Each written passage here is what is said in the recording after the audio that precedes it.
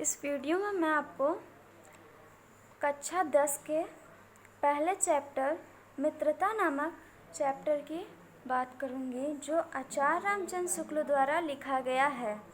इसमें पहली हमारी व्याख्या है, जब हम लोग कच्ची मिट्टी की मूर्ति के समान रहते हैं, जिसे जो जिस रूप में चाहे उस रूप में कर रहे हैं, चाहे राक्षस बने चाहे देवता, ऐसे लोग का साथ करना हमारे लिए बुरा है जो हमसे अधिक दृढ़ संकल्प हैं, क्योंकि हमें उनकी हर एक बात बिना विरोध किए मान लेनी पड़ती है। इसमें पहला हमारा क्वेश्चन है, उपयुक्त गद्यांश का संदर्भ लिखिए। तो इसका संदर्भ क्या होगा? प्रस्तुत गद्यांश हमारी पाठ्य पुस्तक गद्य खंड में संकलित मित्रता नामक पाठ से लिया गया है। ठीक है, इसके लेखक कौन है? आचार्य रामचंद्र शुक्ल हैं। ठीक है, अब दूसरा हमारा क्या है? रेखांतिक अंश की व्याख्या कीजिए।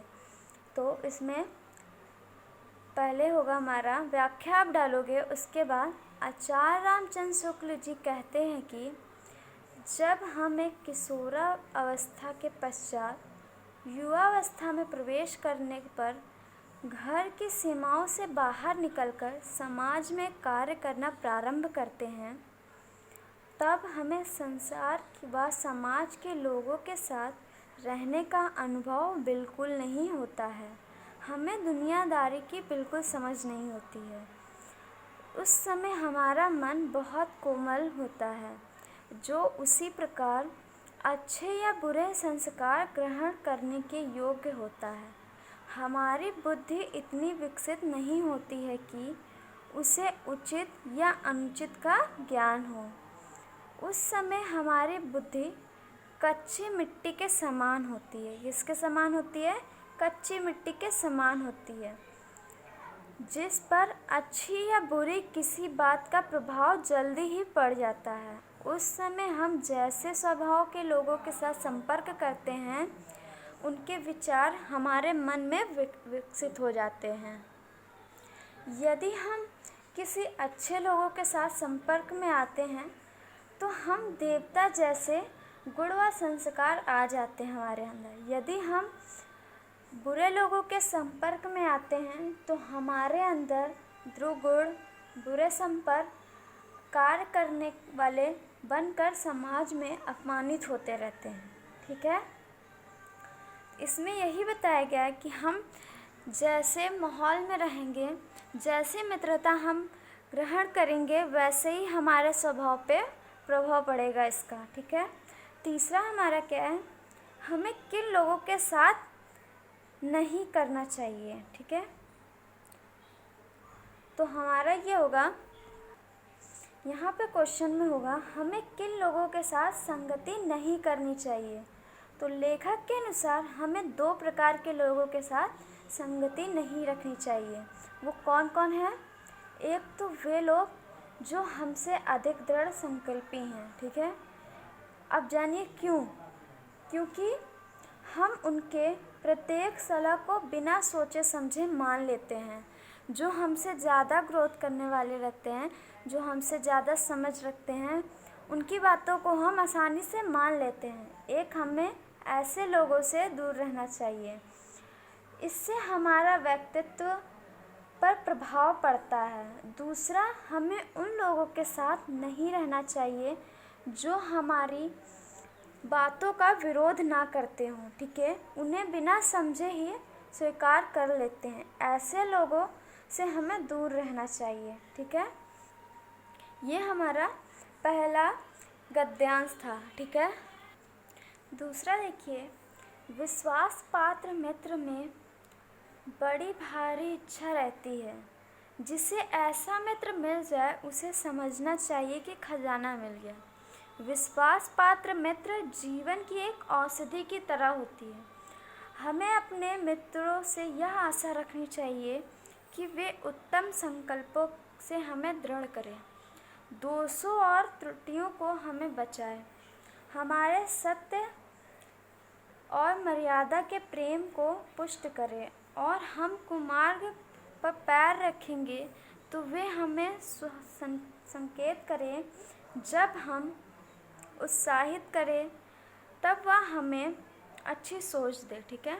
सच्ची मित्रता में उत्तम से उत्तम वैद्य की ही निगूढ़ता होती है।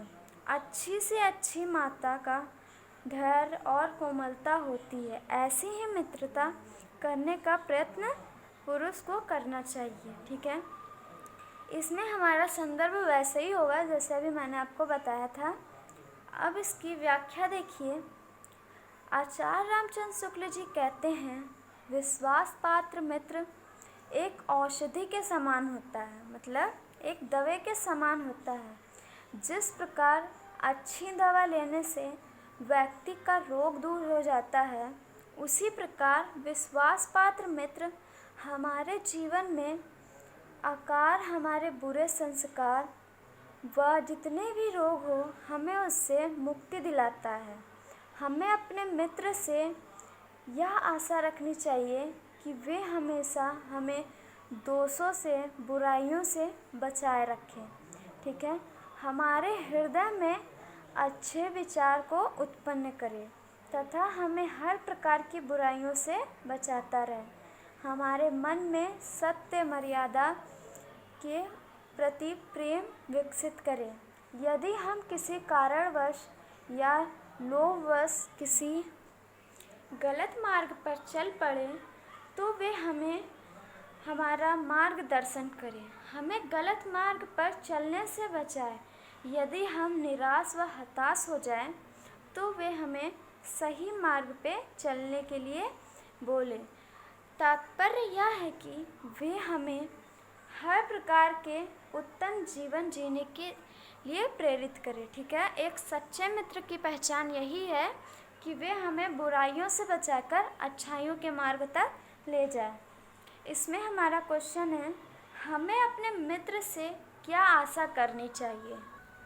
तो इसमें होगा, व्यक्ति को अपने मित्र से यही उम्मीद करनी चाहिए कि वे उसे एक अच्छा संकल्पवान बनाएं, अच्छे कार्य करने के लिए प्रेरित करें, मन में अच्छे विचार उत्पन्न करें, बुराइयों और गलतियों को बचाकर मानवीय गुण करने तथा अच्छे मार्ग पर चलने के लिए प्रेरित करें। ठीक है।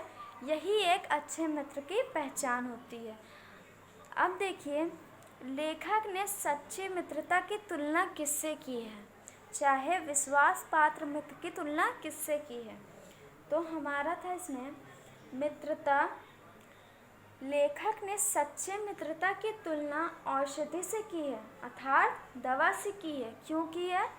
जिस प्रकार अच्छी औषधि रोगी को रोग से दूर करती है, ठीक उसी प्रकार विश्वास पात्र मित्र हमें हमारी बुराइयों तथा जब हम बुरे कर्म करते हैं या किसी बुरे व्यक्ति के साथ रहते हैं, उससे हमें दूर करता है। इसलिए औषधि की तुलना किससे की है? एक सच्चे मित्र से की गई है। अब हमारा तीसरा है मतलब गा, हमारे और हमारे मित्र के बीच सच्ची सहानुभूति होनी चाहिए। ऐसी सहानुभूति जिससे एक के हानि लाभ को दूसरा अपना हानि लाभ समझे।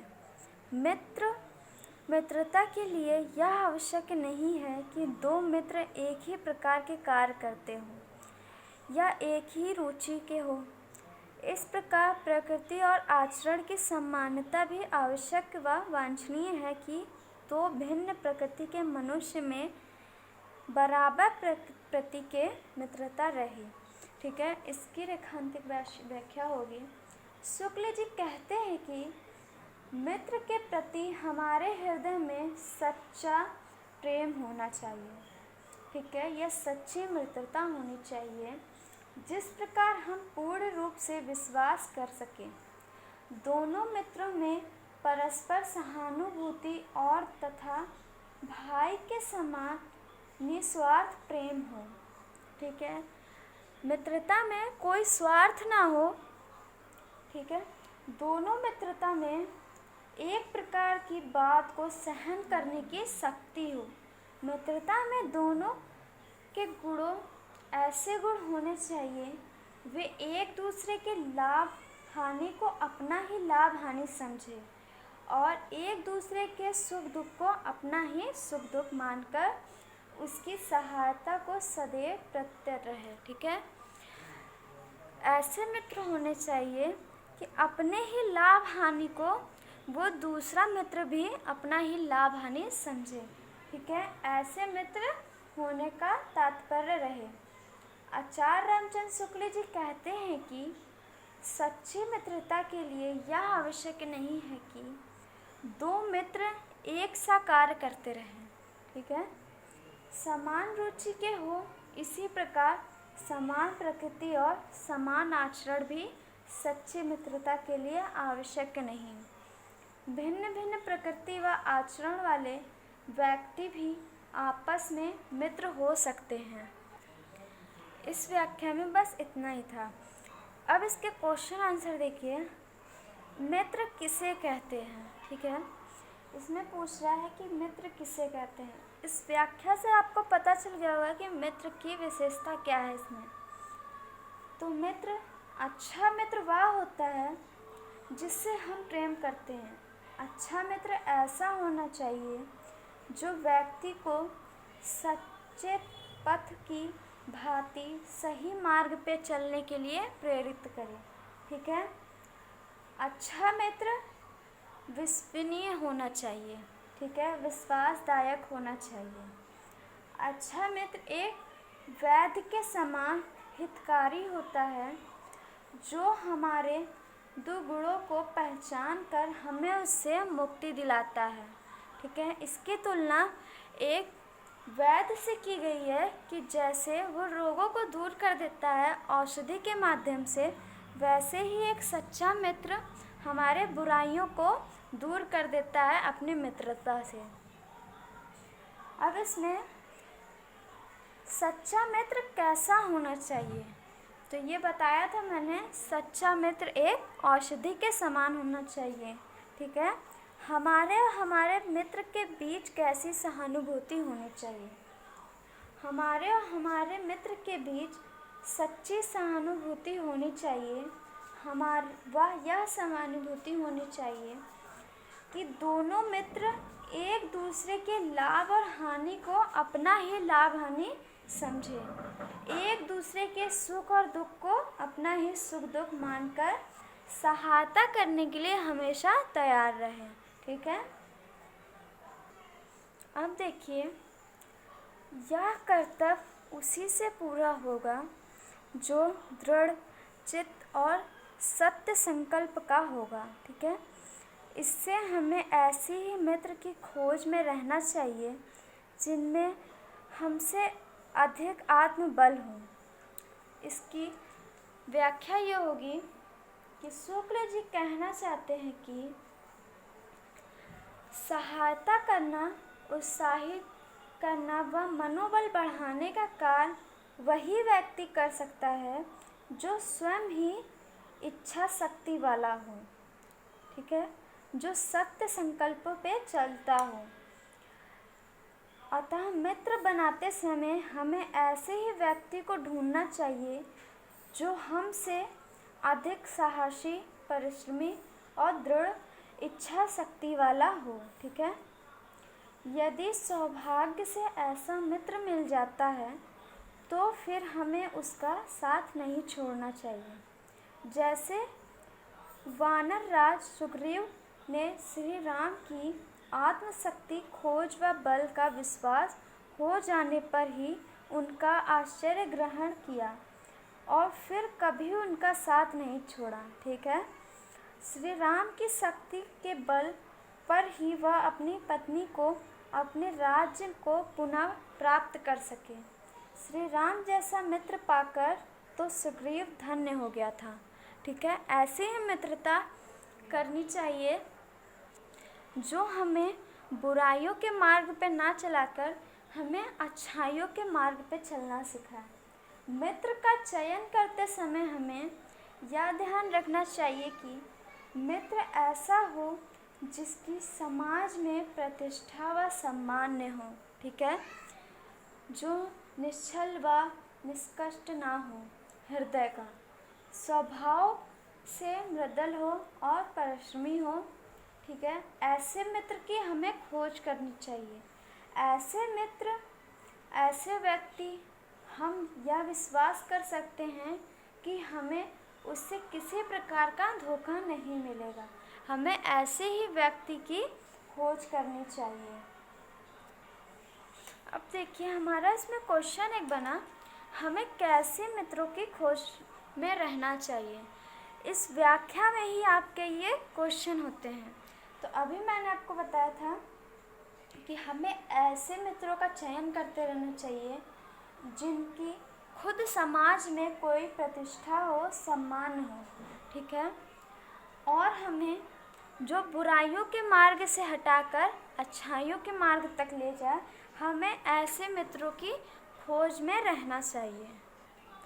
अब देखिए हमारा दूसरा व्याख्या, जिनकी आत्मा अपने इंद्रियों विषयों में ही लुप्त है, जिनका हृदय निशाचरों व कुसंगति विचारों से कलुषित है। ठीक है, ऐसे नाशोन्मुख प्राणियों को दिन दिन अंधकार में प्रवृत्त होते देखकर कौन ऐसा होगा जो तरस न खाएगा। ठीक है, तो इसका संदर्भ वैसे ही होगा जैसे मैंने आपको पहले बताया था।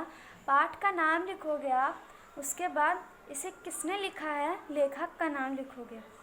अब इसकी व्याख्या देखिए आप।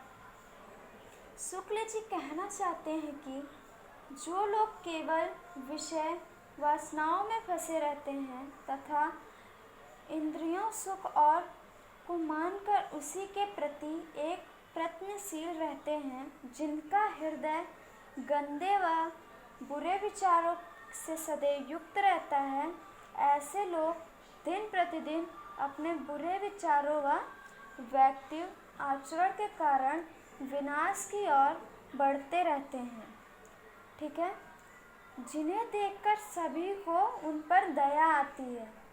ऐसे विनाश व पतन की ओर जाने वाले व्यक्ति के साथ कभी भी मित्रता नहीं करनी चाहिए, क्योंकि वे अपने गंदे विचारों से दूसरे को केवल मार्ग से भटका ही सकते हैं।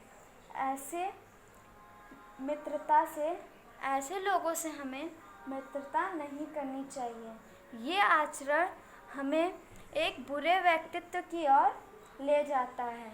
ठीक है, इसमें आचार्य रामचंद्र शुक्ल जी कहना चाहते हैं कि हमें ऐसे व्यक्ति से मित्रता नहीं करनी चाहिए जो खुद एक बुरे प्रभाव में पड़ा हो, जो खुद अपने इंद्रियों से सुख ना पा रहा हो, जिसका हृदय खुद ही मैला हो। ऐसे व्यक्ति से हमें दूर रहना चाहिए। अब इसका क्वेश्चन देखिए, हमें किस प्रकार के प्राणियों से साथ नहीं रखना चाहिए या साथ नहीं रहना चाहिए। ठीक है, तो इस व्याख्या में इसका आंसर था कि जो लोग केवल विषय वासनाओं में ही फंसे रहते हैं, जिनका खुद पर ही प्रयत्न नहीं रहता है, जिनका हृदय गंदा तथा विचारों से सदैव युक्त रहता है, ऐसे लोगों से हमें दूर रहना चाहिए, साथ नहीं रहना चाहिए उनके, और जो बुरे विचारों से युक्त रहते हैं। ठीक है, अब दूसरा है, लेखक किस बात पर तरस खाने की बात कर रहा है। तो इसका आंसर है, जिन्हें देखकर सभी को दया आती थी, जैसे जो लोग दिन प्रतिदिन बुरे विचारों के आचरण में फंसे रहते हैं और अवनीति व अज्ञान के दलदल में फंसकर नष्ट हो जाते हैं, ऐसे लोगों पर लेखक तरस खाने की बात कर रहा है।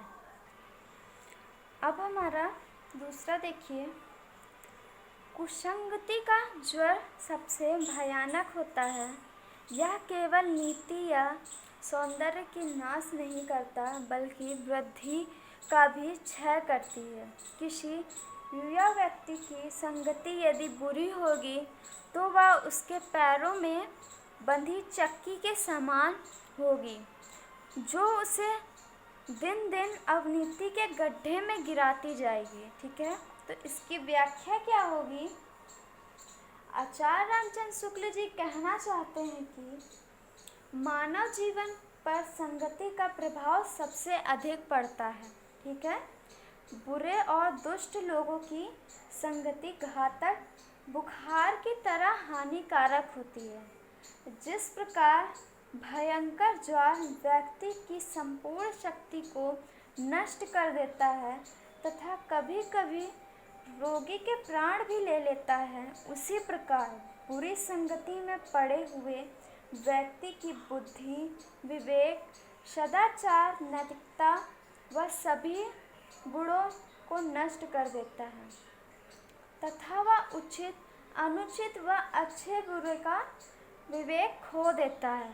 ठीक है, वह उसे तब उस समय ये नहीं दिखता है कि क्या अच्छा है और क्या बुरा। ठीक है, मानव जीवन में क्रियावस्था सबसे महत्वपूर्ण अवस्था है। कुसंगति सभी भी पुरुष के सारी उन्नति व प्रगति को उसी प्रकार बंधित करती है जिस प्रकार किसी व्यक्ति के पैर में बंधी हुई भारी पत्थर उसके आगे नहीं बढ़ने देता। यदि किसी व्यक्ति के पैर में एक भारी पत्थर बंध जाए तो वह आगे नहीं बढ़ पाता है। उसी तरह अगर किसी में बुरी संगति का प्रभाव पड़ जाए तो वह अपने अच्छे कर्म को आगे नहीं लाता है। ठीक है, इस व्याख्या में मित्रता के बारे में संपूर्ण विचार करके बताया गया है कि मित्रता होती क्या है और कैसे मित्रता हमें करनी चाहिए, कैसे किस प्रकार हमें किसी से मित्रता करनी चाहिए, कैसे लोगों के साथ हमें रहना चाहिए। ठीक है, तो इस पाठ का नाम ही मित्रता था। तो आप पहले इसके टाइटल को समझिए कि इसका टाइटल क्या है, फिर उस हिसाब से आप उस व्याख्या को करने का प्रयास करिए।